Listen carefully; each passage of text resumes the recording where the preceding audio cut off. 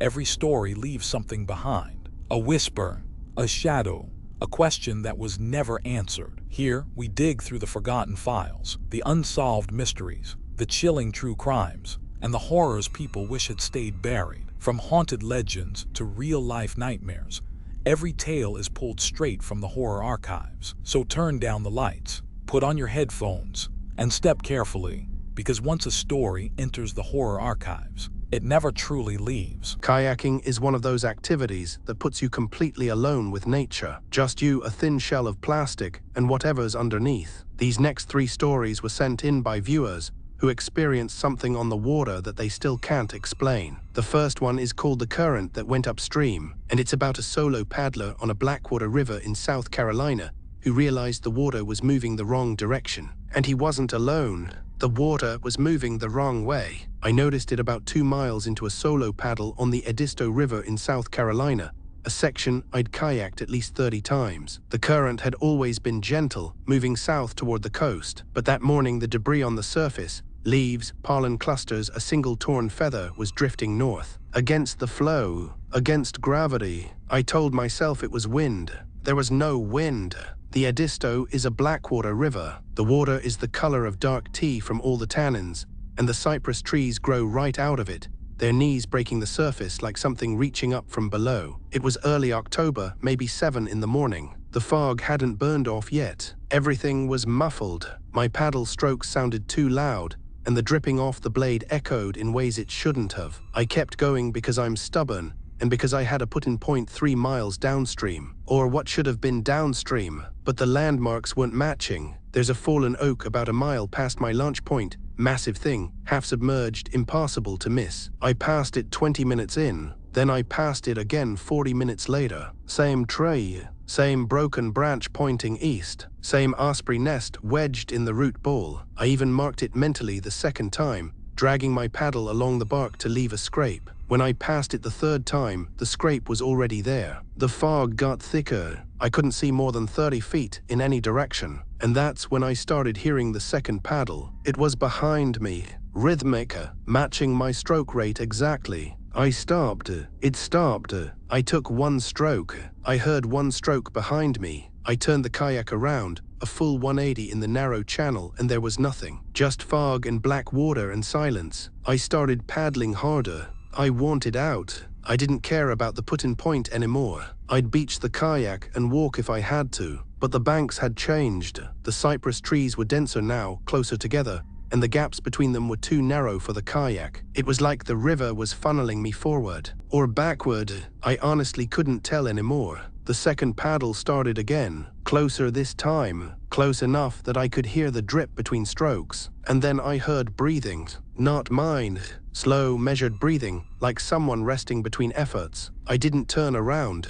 I found the takeout point eventually. It appeared suddenly, like it had been placed there just for me. My car was in the lot. The time on my phone said 7:42 a.m. I'd launched at 6:50, 52 minutes, but my arms ached like I'd been paddling for hours, and my water bottle, which I'd filled completely, was bone dry. I loaded the kayak onto the roof and drove home. I haven't been back to the Edisto since, but here's the thing that still keeps me up at night. When I got home and pulled the kayak off the car, there were wet handprints on the stern. Not mine. They were facing the wrong direction, fingers pointing toward the bow, like someone had been holding on from behind. And they were too long. The fingers were just too long.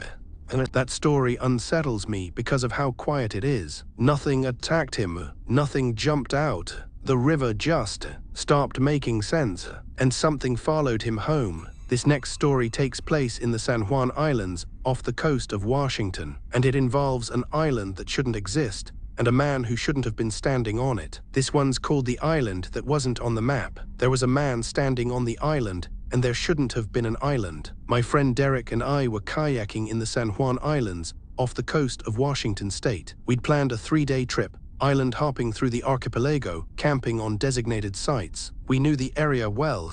We had nautical charts. We had GPS. And on the morning of day 2, sitting in the middle of a strait we'd crossed before, there was a small rocky island that didn't exist on any of them. It was maybe 200 feet across, low, flat, covered in dark scrub brush and bleached driftwood. No trees, no structures, just rock and brush, and a single figure standing at the waterline facing us. We were about a quarter mile out when we first spotted it. Derek pulled out his binoculars and looked. He didn't say anything for a long time. Then he just said we should go around it. I asked him what he saw. He said the man was smiling, not waving, not gesturing, just standing in the shallow water up to his shins, fully clothed, smiling. We adjusted our course to give the island a wide berth. As we paddled, the man turned to follow us, not walking, just rotating in place, like a weather vane, always facing us, always smiling.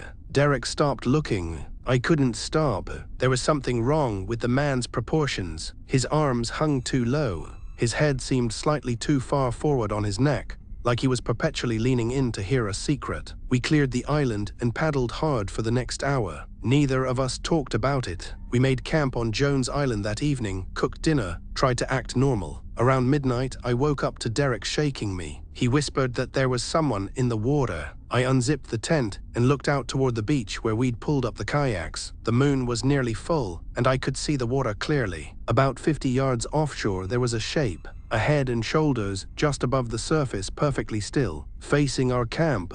I grabbed my headlamp and pointed it out there. The beam caught 2 pinpoints of reflected light. Eyes. The head tilted slightly, like a dog hearing a new sound. Then it sank straight down. Not diving, not swimming, just descending vertically, like an elevator going down. We didn't sleep. At first light, we packed everything and launched. The strait we'd crossed the day before was empty. No island.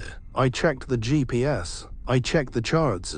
Nothing. Just open water, 60 feet deep according to the depth markings. We cut the trip short and paddled back to Friday Harbor. At the marina, I mentioned the island to an older guy who rented moorage there. He got very quiet. He asked me if there was someone on it. I said yes. He asked if the person was smiling. I said yes again. He told me that I was the 4th person that year to tell him that. He said the first 2 were a couple from Vancouver. They'd gone back to find the island the next day. I asked if they found it. He said they launched that morning, and their kayaks washed up empty near Cattle Point 2 days later. The couple was never found. He looked at me and said something I think about constantly. He said you were smart not to land on it. He said the ones who land don't come back right. Derek and I don't kayak anymore. We don't really talk much either. Not because of a falling out. He just changed after that trip. He's quieter now. He stares at water differently. And once, about 6 months later, I caught him standing in his backyard in the rain at 2 in the morning. Just standing there, smiling. And I don't know what's worse about that story. The island, the thing in the water, or what happened to Derek. Sometimes the horror doesn't end when you reach the shore. This last story is the one that disturbed me the most out of these 3. It takes place on Lake Crescent in Washington's Olympic National Park, a lake famous for preserving the dead. It's called The Woman Under the Hull. I could feel her fingers through the bottom of the kayak. That's the part no one believes, but I'm telling you I could feel them. 5 distinct points of pressure, moving slowly from the stern toward the cockpit where I was sitting, like someone underneath was running their hand along the hull the way you'd run your fingers along a wall in the dark. This was on Lake Crescent in Olympic National Park. If you've never been, it's one of the deepest and clearest lakes in the state, over 600 feet deep in places, and the water is so clear you can see the bottom at 60 feet. The lake is also known for something else. Because of its cold temperature and chemical composition, it preserves bodies. In 1940, they pulled a woman from the lake who'd been murdered and dumped 3 years earlier. She was almost perfectly intact. The cold water had turned her flesh into a soap-like substance. They called her the Lady of the Lake. I knew all of this when I went. I'm a true crime fan. I thought it would be interesting. I launched from the East Beach area on a Tuesday afternoon in late September. The season was basically over. The campgrounds were closing. I was the only person on the water. The lake was perfectly still. Glass. My kayak left the only ripple on the entire surface. I paddled out toward the center, where the water goes from turquoise to a deep, almost impassable blue. That blue means depth, real depth. I stopped paddling and just drifted, looking down into the water. You could see maybe 40 or 50 feet before it faded to black. And in that transition zone, right where the light gave out, I saw something pale. At first, I thought it was a submerged log. The park has plenty of those. But it was moving, slowly, almost imperceptibly rising, getting closer to the surface, getting clearer. It was a figure, a human figure, arms at its sides, face up, ascending from the darkness below me. A woman. Her eyes were open. Her hair was fanned out around her head like a halo. Her skin was white, not pale white like marble, like wax. And she was looking directly at me. I couldn't move. I'm not saying I was frozen with fear, though I was terrified. I mean, I physically could not move. My hands were locked on the paddle, my legs were rigid in the cockpit, and my entire body felt like it was being held in place. The water around the kayak had gotten colder, not gradually, suddenly, like someone had opened a door to a walk-in freezer. She rose to about 15 feet below the surface and stopped. Just hovered there. And then she smiled. It was the worst thing I've ever seen, because it wasn't a threatening smile or an angry one. It was relieved, like she recognized me, like she'd been waiting and I'd finally arrived. That's when I felt the fingers under the hull. They moved slowly toward me. I could feel each one individually through the plastic. When they reached the cockpit, they stopped directly beneath my seat. And then something pushed. The kayak rocked hard, and water splashed over the coaming into my lap. The paralysis broke. I paddled harder than I've ever paddled in my life. I didn't look down.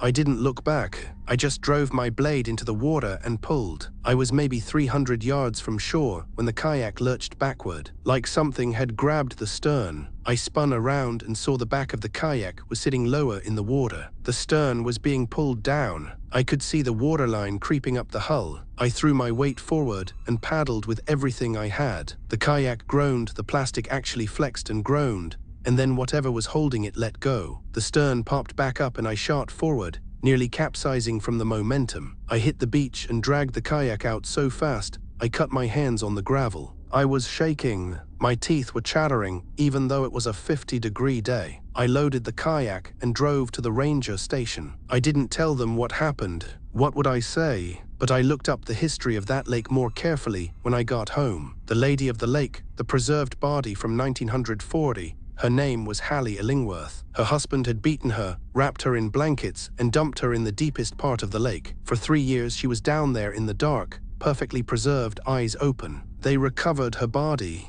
That's the official record. She was pulled from the water and eventually buried. But here's what I can't get past. I looked at the photographs, the historical photographs of Hallie Illingworth, and it was her, the woman I saw below my kayak. The white skin, the dark hair, the face frozen in an expression between agony and patience. It was her. They say they recovered her body from that lake. But whatever I saw, she's still down there. And I think she's been trying to pull someone in for a very long time. And that's where tonight's file closes. But the archives are far from empty. If you enjoyed this story, make sure to subscribe and join us as we uncover more horrors, mysteries, and true crimes hidden in the horror archives. Until next time, keep the lights low, keep listening, because you never know what story we'll uncover next.